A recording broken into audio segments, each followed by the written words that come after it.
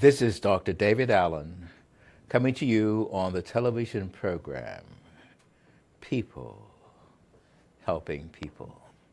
Tonight we have a special program for you with Miss Ione Hepburn. She's a trainer and a life coach. You know, we all have story. In fact, our life is a story. It has a beginning, has a climax, and sadly, it has an end. You have a story. I have a story. Today we hear about the life story of a young lady, a Bahamian young lady, who in spite of tremendous mountains of obstacles, decided to push on and push on and push on. And she's made tremendous strides as a life coach and a trainer. Ione, life has been a challenge. It has. Tell us a little bit about who you are, and so the audience can know a little bit about you. Okay, so I grew up in South Andros. I grew up with my grandparents. Which part of South Andros? The Bluff. The South Bluff, Andros, okay, yes. I grew up with my grandparents. My mother was retarded, and my father was in prison from, I guess, a really young age, as far as I can remember. When you say your mother was retarded, we say today mentally challenged, yes, to be politically correct. What do you mean? Well, she was slower than everybody else around her. And of course, initially my family wouldn't have admitted that she was special. Mm-hmm. But at age 50, I took her to a psychologist to do a test. Mm-hmm. And it was found out that she was 8.5 mentally. So she was 8 years old? Yes. And even with your dad in prison and your mother mentally challenged, how in the world did you get on with your life? How come you didn't say, okay, I'm finished? Well, to tell you the truth, I wanted to say that I've actually said that so many times. I grew up with my grandmother, and my grandmother, she did her best, but of course she is from, I guess, early 20th century, so she's coming from a different place in the way she disciplined and the way she loved. And for a long time, I was angry at God, and I was also angry at the world. And when I was in grade 12, I attempted suicide. So I did want to end at some point. And it is not me that actually decided to go on. Life just wanted me to go on. Now, why at age 12 you wanted to die? Mm-hmm. Well, not at age 12, but I was in 12th grade. Okay. Yes, I was in 12th. So you were about what age? I was 16 years old. 16 years old, yes, okay. Just a couple weeks actually from graduation. And I just felt that it was so much, it was enough.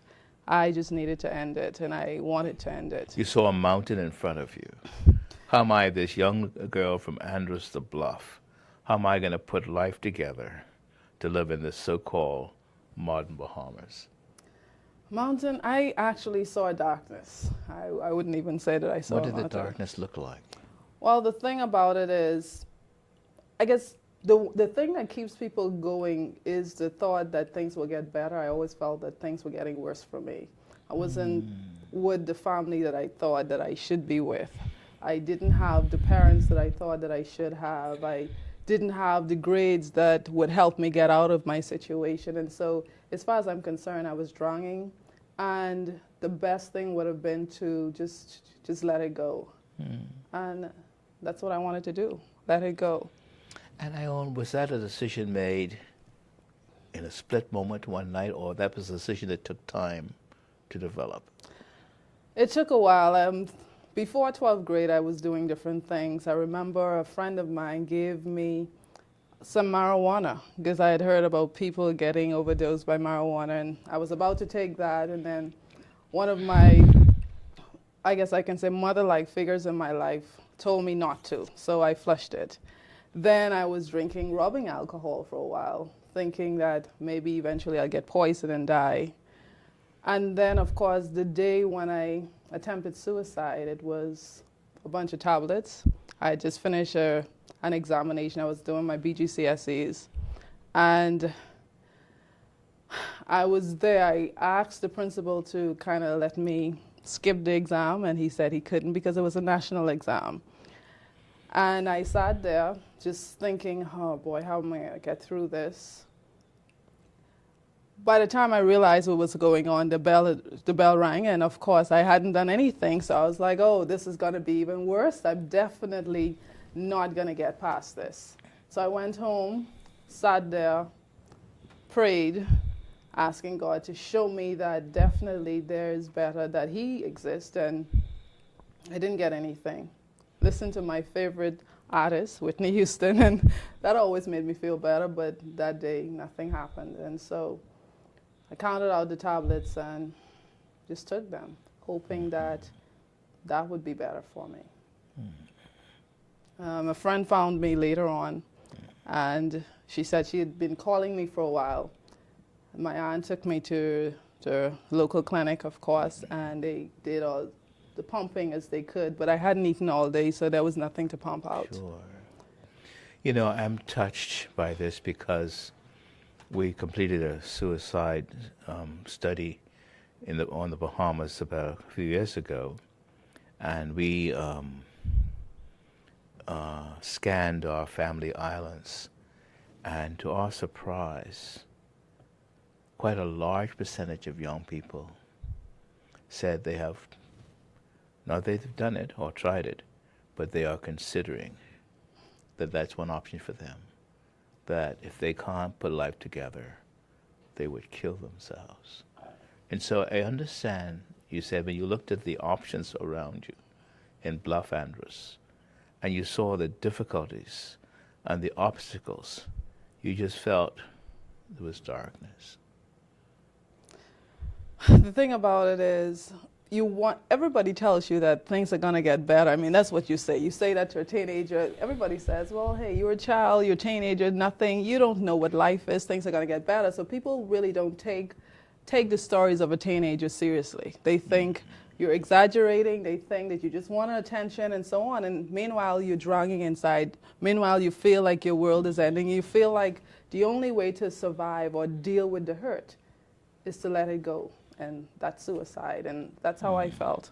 Ione, you said something very important. You said, we don't listen to our children. What would you like to say to parents tonight who are listening, or some teenagers listening? What would you like to say to them about the importance of hearing the child? It's important, it's very important to listen to your kids, because the truth is, while you may think that I've been there and I know that they'll get through, that's all they know. They haven't had the other experience yet. So as far as they're concerned, this is reality. And so you have to listen. But not just listen to what is being said, but what is behind what's being said. Why is it that they're so angry? Why is it that they want to commit suicide? Why are things happening? Why are they acting out? Because I had so many other things going on. In extended homes on the family islands, I think one of the major things that happened is incest. And that was one of my issues. And so you have someone molesting, and even as the years pass and that might have ended, of course, you deal with the pain, the residue from that. And so if you're not sure what's happening, take the time to listen. Don't get angry. Don't think that they want attention. Think that there's something that I can do. Let me find help. And counseling isn't a bad option. You know, here you are at Andrews. Your mother is challenged. She has the mental capacity of an 8-year-old. Your dad's in prison. Your grandmother's old. School is difficult. And you're not sure where your life is going. And at that point, everything just becomes dark. As you look back at that point now, what would you tell a young kid who is 16 and feeling that way right now as they listen to you tonight? I would say, I guess, the same thing, ironically, that someone said to me. It does get better. As much as you're assuming that this is it, if you hold on, it does get better. Of course, life changes, seasons change, and we don't want to just look at what's here now, but think about the changes that you can make in your life. Think about the steps that can happen or the steps that you can take to to change the situation. You're not going to always be there. It's hard. It's definitely hard, and no one understands. But if you just hold on, it'll get better. Wow. And then you got treatment. And you came to Nassau for treatment, or you stayed in Andros? Well, the day when I attempted suicide, I came to Nassau the following morning on an emergency flight.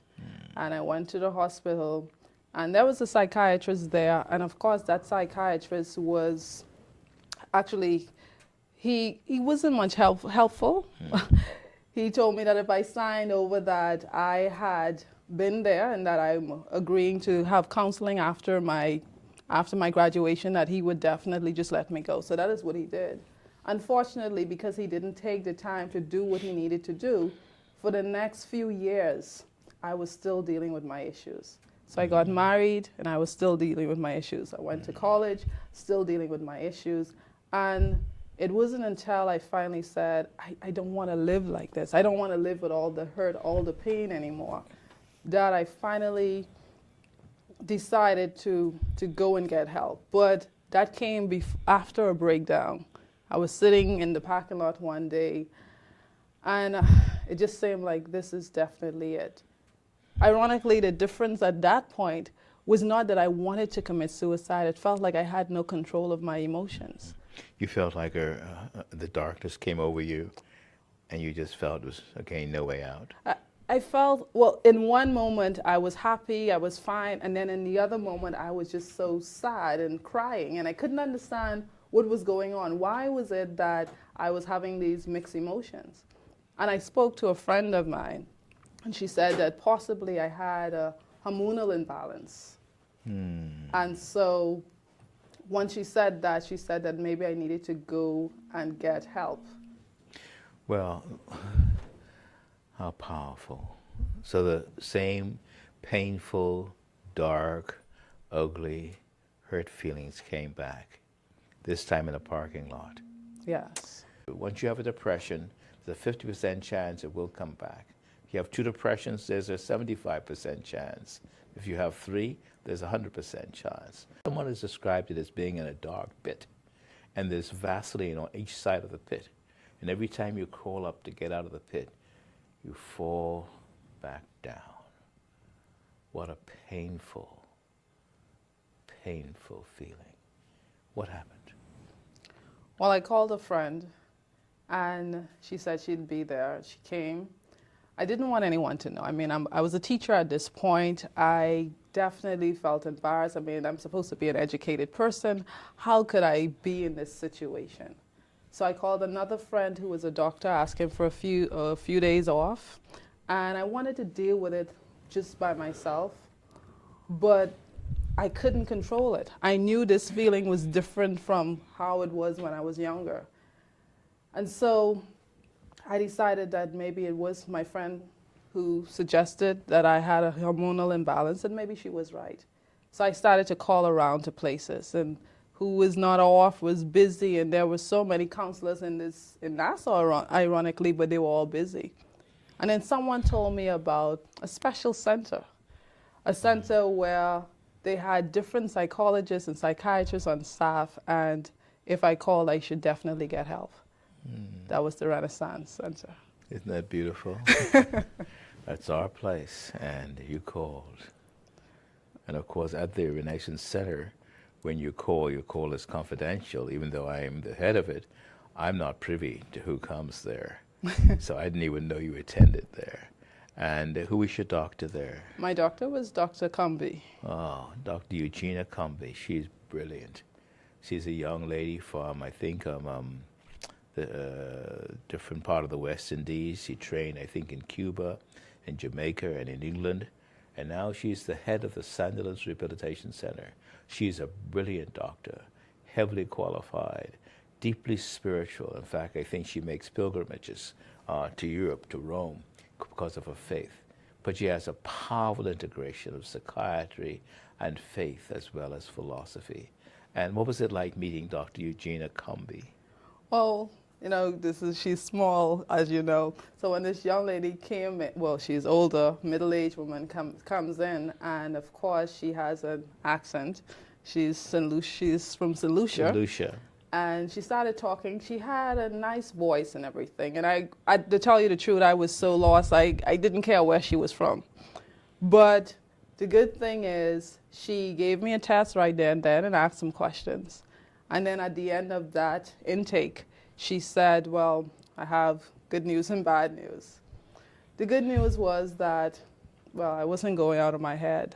I definitely was suffering from a major depressive disorder. And she said I had had it for years. The bad news was that I would have to be on medication for a while. And that's always bad news for Bahamians. It's amazing in working in America, the Americans will ask you for it right away. But the Bahamians, you have to go over it and over it and over it again. And even then, many times, they don't trust it and they don't touch it. And so when Dr. Comby said, you have to take some medication, what was your reaction? Well, I asked her if she was sure that maybe I can do it without medication. Couldn't she just counsel me and just let it go? And she says no, at this point. She thinks that medication is what I'm going to need in order to help regain that balance. Yeah. The difference is, fellow Bahamian, is that you can have a depressive feeling but not have major depressive disorder. Major depressive disorder is really like a medical disease. The catecholamines, the hormones in the brain, are down or diminished. And one of the only ways you can build them up sufficiently is to take medication, an antidepressant. And they are miracle drugs. The only thing is you have to take them about 4 to 6 weeks before you see the effect. But truthfully, if you have a major depressive order, you're not sleeping, you feel suicidal, you feel hopeless, you have no interest in doing anything, these drugs can change your life. And how did you find taking the drug? Well, I took Lexapro, and my friend said I was very happy. So eventually, I guess I wasn't having that mixed feeling anymore for a while. I got happy, and ironically, as much as I didn't want to take the drug, by the time when it was about 6 months that I took the drugs, and when she said, okay, now we need to start to wean you off of this. And I'm like, you sure? How can I function without this? I was so sure that I still needed the drug. The same drug that I didn't want to take, I was afraid to let go of. Because you found that you functioned much better. I did. Mm-hmm. But eventually, I came off of it, and my life changed drastically. I don't even remember the person that I'm talking about much more than it being a story. That person just doesn't exist anymore. That is a powerful story. Generally speaking, a depression can go, a major depressive disorder. It's like you have a wound. It can go from anywhere from 6 months to 9 months. And after 6 to 9 months, you can take a medication break. If the person feels much better after a month or so, it means they don't need the drug anymore. But at least 15% of people need continuing antidepressant medication. Just like some people need to continue taking their high blood pressure medicine all their life. Some people have diabetes, type 2, they have to take their diabetic drugs.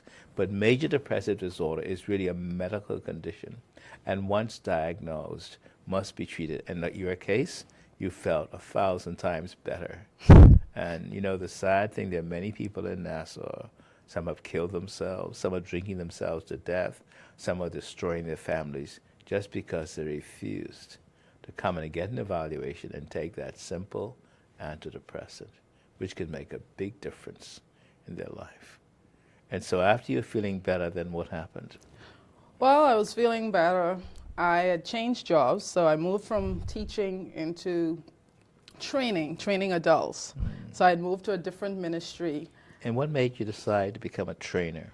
Well, ironically, I was having a bad situation where I was as a teacher. I was a union representative, and some things had happened at the school, and so I met someone, and I think she's in my book, so I can call her name is Elma Garraway, and she said that she would help. Oh, Elma Garraway, she's a saint. She is a lady who has been what I call a preeminent civil servant, She's blessed with a great personality, a brilliant mind, and a competent spirit. And she's helped so many people throughout the years. She hails from Long Island, connected to that major school, NGM Major. Mr. Major was a great educator. And what a special person Elma Garraway is.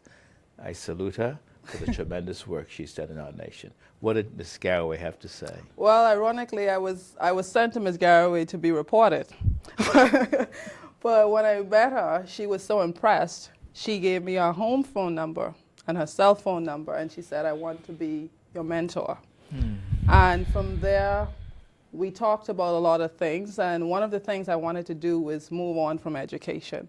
And she said, okay, we'll find some place. If you can find some place, I will definitely help you get there. And she did.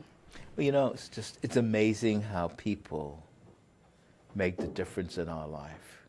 Hence our program, People, Helping People. I was at Harvard, my old school, this weekend for a lecture, and Professor Brown talked about how he was a failing student. He's perhaps the world's greatest mindful teacher in psychiatry, but he was a failing student and was about to give up and go on to drugs in East Boston. There was a lady called Mrs. Marshall, his teacher, who grabbed him and said, Brown, you are great. And that shocked him so much that a teacher would say he was great. He got into his books, and now he's a leading professor at Harvard. One person made the difference. One call to Elma Garraway, and she says, I'll become your life coach. Yep. People make the difference. And the irony of that is that, you know, Ms. Garraway was saying, most people thought she was a tough person, but she was so much different. She was that footprint in the sand for me, and she helped me over. And once I got to the public service, I became a trainer. I had never trained before. I had taught students. What is a trainer? Well, trainer in the sense that it's the same concept as a teacher, of course. You're still building curriculum, you're still designing programs, and you're finding topics and so on to help develop adults. So I'm a soft skill trainer, which means that I would do training in attitude and communication and interpersonal skills, dealing with your employer as a manager, leadership, those kind of things.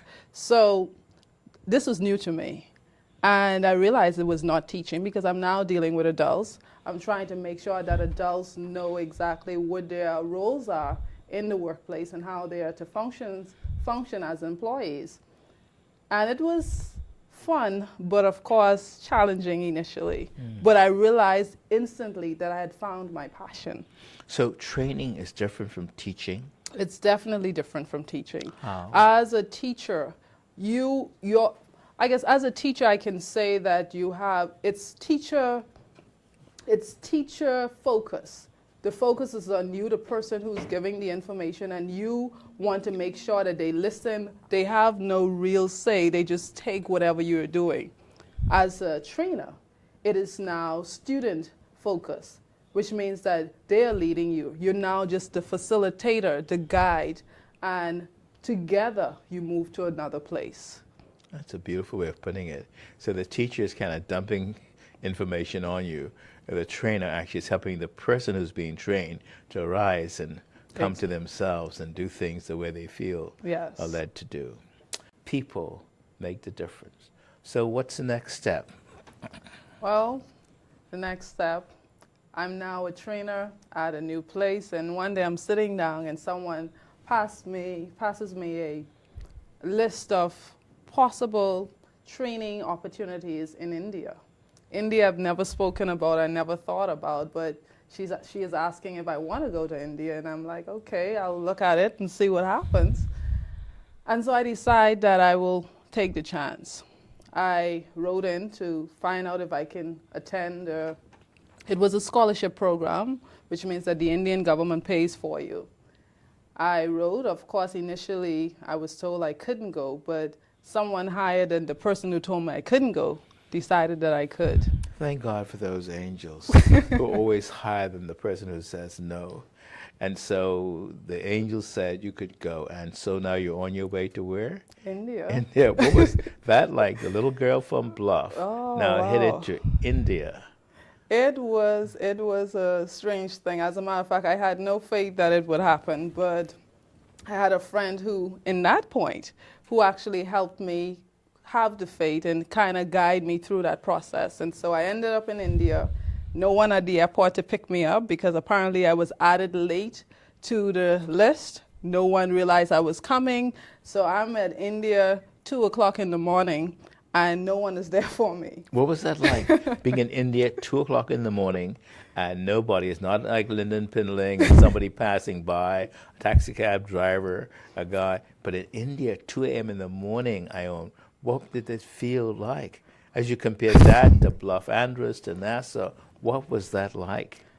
It was somewhat scary, but I was there and I figured I wasn't spending a year in the airport, so I needed to figure out a plan. What did you do?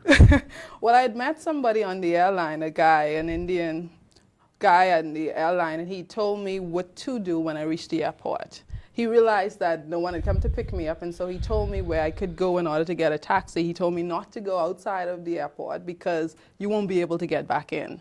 So he took me to where I can change money, and he also told me where to get a taxi cab. And I got a taxi cab. I had only the information from online. And so we started driving. We waited until morning, of course, just to make sure. So I slept in the airport that night. Really? Yes. And I waited until daylight. And then we started driving. Of course, while the taxi stand representative could speak English, the taxi cab driver could not speak English, which was another situation. But we drove around. I kept looking at the map, and eventually I saw the sign of the school for the school. And so I pointed for him to go there. Went there, was the last person to join the course. But it ended up being a great course. As a matter of fact, I finished top student, and I had top female award. Isn't that amazing? How many nationalities were in the course? 43. 43 nationalities. 43. And you were a little Bahamian girl from the Bluff Andrews, in spite of your obstacles in life, finished top of the class. Congratulations. Thank you. What talent you are. Now tell us, Indian is the lore of meditation and the deeper life and how to concentration and to visualize. Did you get into meditation? And I definitely did. That was one of beyond the class itself, my plan was to get into meditation because I was trying while I was here, wasn't sure, to kind of help me get peace. And so that was my first objective. I was going to look for a camp. And I spent a few days each semester at a camp in order to learn meditation, to learn how to visualize, to kind of control my thoughts. And that worked significantly. And I continued it even once I came back to the Bahamas. Well, you did it tonight because you came here and you said, Dr. Allen, how is this going to work out? I said, no, you've been to India. You don't think about outcome. You look at visualize what you have to do. Just visualize. There are no mistakes. You make a mistake, you keep going. Just visualize. Forget the darn outcome. You can't do anything about that anyway. Just visualize and visualize. And so you practiced your meditation. Yeah, it's amazing. It's amazing. What was your teacher like in India? Well, you mean the meditation? Yes. Well, the camp was one, I don't know if you've heard about Osho, but it was one where they had different types of meditation. You stay over, they have this room where everybody's just sleeping on the floor. So you kind of go back to basics. You just have a mat really to sleep on the floor. In the morning at 6 is first meditation. Of course, you eat breakfast. You go back around 8 or 8:30. Then you, hang around. There's a teaching. Did you find it easy to get into the process of paying attention to your breath? It was difficult because I could not get my mind to settle, and I kept falling asleep. I kept falling asleep, and I couldn't, no matter how much I tried to stay awake, I was falling asleep. And sometimes, you wake up and you're the only person there because everybody is already gone. Sometimes the yogis sort of, wake up! Yeah. And they do that to you? Yeah. Well, not exactly. They figured if you fall, they don't know even if you're sleeping because they think you're probably deep in meditation. So you just pretend to be meditating and then move on. Yes. But it was good. It was But you good. found having experienced the inward journey to your heart, the meditation, the contemplation, you were able to quiet the noise. And that was the biggest thing. I needed that so much. And I finally found the peace. I mean, Dr. Cumby helped with that process, but when I reached there, it kind of solidified everything. Just to be peaceful, just to live without the thoughts running all around you. It is amazing. It's important because it's become very needful in our country right now. A lot of our people, their minds are running all over the place. And so at the Renaissance Center, we now have a mindful trainer, meditation, to help you quiet your mind, improve your visualization and concentration. And you can certainly see her. She's been extremely helpful. In all our family programs, we have 26 throughout Nassau. It always begins with meditation or mindfulness, where we have to learn to settle ourselves and welcome ourselves back to ourselves. And it's amazing how the effect it has. And what we find is the quality of the meditation at the beginning of the family session relates to the quality of the interaction in the session. So the more you can quiet your inner heart, the deeper you can see into your life. And that is true. And you had the experience of that. And what else did you do in India? Well, apart from the actual school, I sneak away to Bhutan. So, which is another country next door to India. I went to Bhutan with a friend. And that is a Buddhist, one of the few, or maybe only Buddhist nation in the world. And I spent some time with a monk. What was that like? It was interesting. He thought that I was reincarnated. Oh, what were you in your previous life? Well, he didn't go into all of that. He didn't go into all of that, but he felt that most Westerners come there and they want meditation only to show that they can do it. And he said, I had this different spirit where I wanted it because I really understood its meaning. And for him, he thought that that was not natural for Westerners. Well, you know, it's important because I've explored that whole field quite a bit, and we deny it in our Christian faith. But you know, through the Holy Spirit, the Bible says, "Be still and know that I am God." But it is possible in our Christian faith too, through the Holy Spirit, to go to that deep part of your life. Sadly, it's not been developed in the West like it is in the East, but the principles are there. So you found it very meaningful. Definitely. I came back here and I don't want to make it seem like I didn't have any more issues. Of course, I continue to have issues. I'm still alive, so I continue to have issues. I continue to have struggles, but my approach to them has changed so much. Beautiful. Now, how did you become a life coach? Well, this is just a recent development, actually. I had started writing a book for a while now, a book about my life. Which is coming out just before Christmas? Well, I'm hoping that it does. I haven't been given a definite date yet, but I'm hoping that it definitely comes out. And the name of the book is? Lessons from a Friend. Lessons from a Friend. Lessons so we get a preview tonight with your life, Lessons from Your Life, and now the book will be called Lessons from a Friend. Well, we need to read that book because you have quite a story to tell. Yeah, so I came back, of course, started a different job, went to Bahama, then went to gaming board, and a while later I decided that I will finish the book that I had started a while back. And I did. I finished the book. And one of the things I said that I would do is, in addition to finishing the book, is to, I don't want people to just say, hey, you've done well. I want people to have some place that or someone to help them do well too. So I figured that was a good reason to become a life coach. And you know, Ione, with your story, boy, would you coach me? Because anybody who could go through the vicissitudes, the obstacles, the mountains that you've been through, you are a fantastic life coach. In fact, I'd like to sign up myself because, you know, only after you suffer, and the yogis will tell you that, only deep suffering leads to deep love and deep understanding. And so the pain of your journey has qualified you to be a life coach. Thank you. How did you make the move to life coach? Well, as I said, life coaching came as, I guess, a connection to my book. I didn't want people to just read my book and think, this is a nice story, but where can I get help? I wanted to also place myself in the position to help people who may read my book and say, hey, I want the help that you had, or I want to get where you are, because I know it's not easy. And so I decided that I will do life coaching, and actually it's been less than 4 months since I've actually done that. But one of the things that I think was the biggest challenge with becoming a life coach was to manage the fixer in me, because I always want to fix things. I always want to control stuff. And that was the major thing. If you can control the fixer in you, then you can allow people to find where they need to be without you interfering. Now explain that. Well, what it means really is that when we do coaching, our job is to help people find the strength within themselves, to find the answer within themselves, not to dump our answers on them.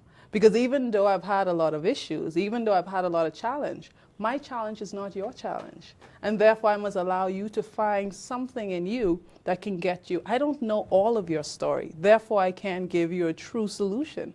But you know your story. So if I can help you channel that situation, if I can help you find and ask you the right questions to get you thinking, then you'll find the answer within yourself. That's beautiful.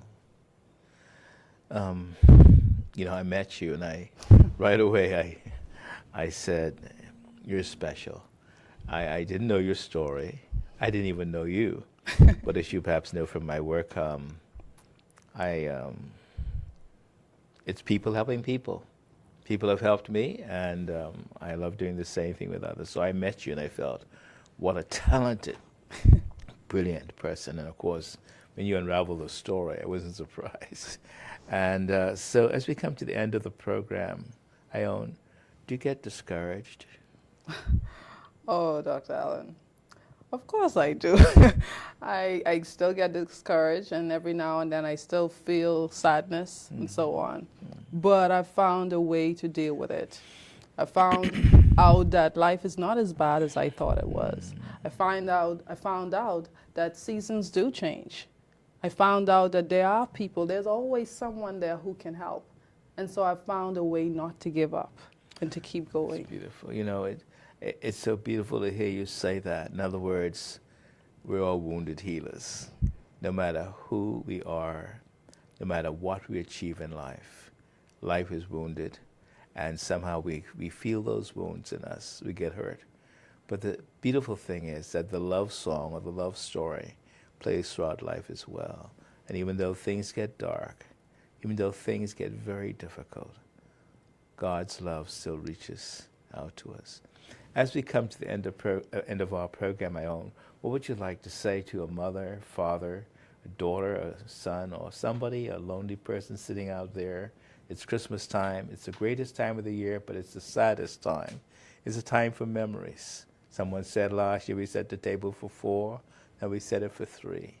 Last time he was here, this year he's gone. So even though it's an exciting time, a happy time, it's also a very, very sad time, because the memories of the past come back to haunt us, sometimes break us and even crush us. What would you like to say to people listening to you tonight? Just speak to them. What I can say is that my life has taught me that this is never the end of the chapter. This is never the end of the book. There's always a new chapter. There's always a new book. And so if you find that life is really difficult, if you find that this Christmas season or at any point in your life that you're thinking that this is it, the journey continues. Just take the other step. As a friend of mine once said, all you need is enough light to see the step that you're on, and that'll take you to the other step. Don't give up even though you're thinking that this is it. Because I assure you that if you look around, you'll find that someone is there who's probably worse off than you, and there's someone who's there who can help you. So don't think that you're in it alone. We've all been there. We've all found ways to get out of it. You're not special in the terms of thinking that it's only happening to you. It's happening to all of us. It's happened to all of us. You can get help. You can be better. Life will be better if you give it a chance. That's so important, Ione, and it's just been a joy to hear your story and to hear you tell it. Reminding us, fellow Bahamians, you know, sometimes it feels hopeless. Sometimes the spirit is so deep, but people are there who can help you. Dr. Comby was there for Ione. Mrs. Garraway was there for Ione. Even that taxi cab driver in India was there for Ione. I don't know, I don't understand, but it's been my experience in life that if you open your eyes and look around, God has placed somebody there for you. You may not like them, you may not even understand them, but open your eyes. Take the next step, and you may find that person who you didn't know may be your healer, may be the one that God has sent you, or in mystical language, your angels. You know, it's Christmas, and the angels still sing. The sad thing is the noise in our heart, our fears and our worries is so loud. The tragedy of our Bahamas, so many of us are missing hearing the angels sing. I got from Boston yesterday, it was so cold. When I saw the beautiful blue-green Bahamian water, I just ran right in, and I just realized I am so blessed. As the water washed all the cold, it was cold too, washed all the cold off from me, and I saw again the islands of the Bahamas rise up in my imagination. And I realized, truly, it is better in the Bahamas. Ione, thank you so much, and good night.